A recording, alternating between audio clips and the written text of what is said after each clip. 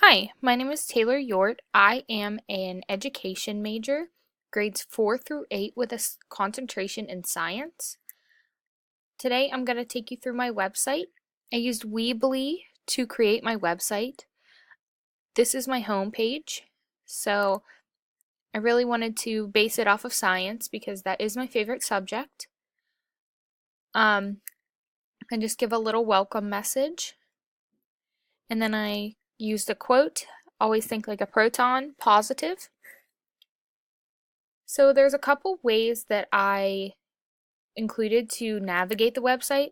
So you can actually go in the top. You could click Home, About Me, Websites and Education, and then if you drag your mouse over more, there's Technology Tools, and then there's the drop down for the Technology Tools.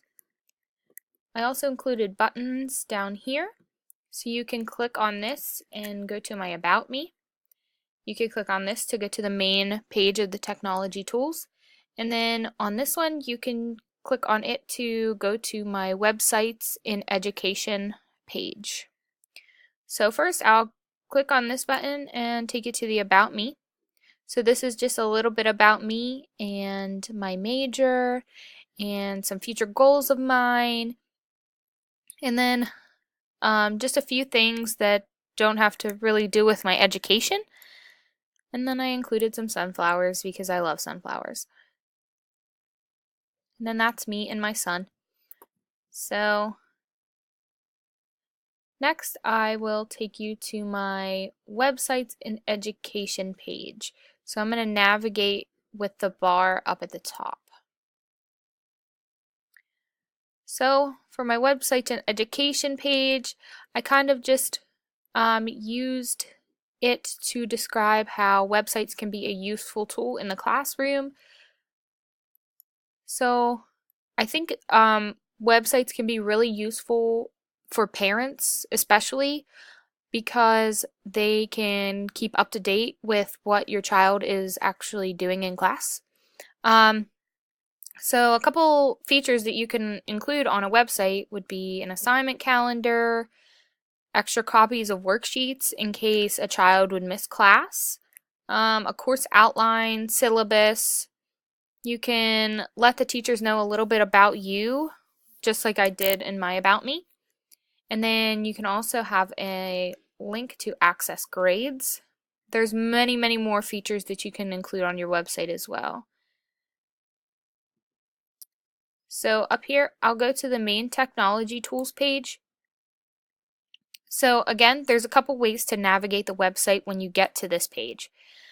Here are my 4 tools that I used: Powtoon, Adobe Spark, Piktochart, and QR codes.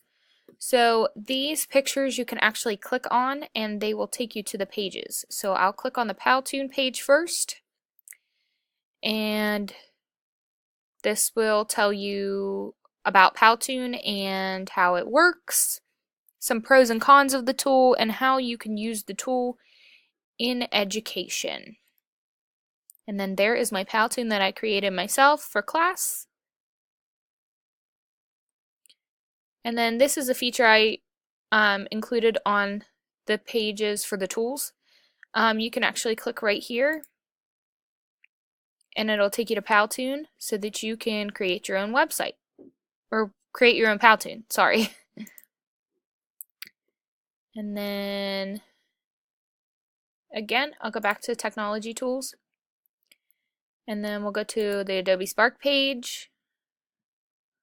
Again, I added this link under the title, so you can click here and it'll take you to Adobe Spark so that you can create your own session. And then again, a little bit about Adobe Spark, how you can use it in a classroom, and some pros and cons.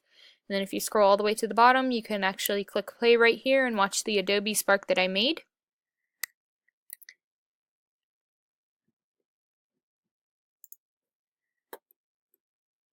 And then Piktochart is pretty much the same thing. You click here, go to Piktochart. I included our infographic that we made here on the side. And then just to see that a little bit better, you can zoom your screen in, or if you're on an iPad, it works really well. You can just kind of zoom in and look at the infographic. And then I listed pros, cons, how you can use it in education. And then the last one is QR codes. This is actually a working QR code, so you can take a mobile device and you can scan it, and it will take you to the QR code page. But I actually linked it as a picture as well, so that you can just click on it, and it'll take you to the page. And then I linked a QR code generator under the title. It's the one that we used in class. And then just a little bit of information about QR codes. And then these QR codes actually take you to some informative science websites. And then that is pretty much it for my website. I really enjoyed creating a website. I've never done it before, so it was an experience for me, and I definitely learned a lot. I for sure see myself using Weebly in the future. Thank you.